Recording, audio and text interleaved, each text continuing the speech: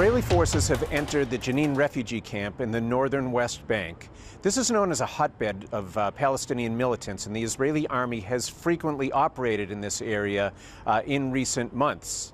The army is not saying how long it's going to stay, but Palestinian health officials already have reported 9 deaths.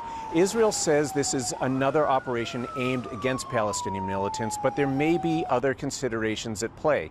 This comes as a ceasefire in the Gaza Strip has taken hold. This ceasefire has come under criticism by Israeli hardliners. These hardliners are pushing the government and pushing the army to take tougher action against militants in the occupied West Bank as well. So we may see continued operations like this in the coming period.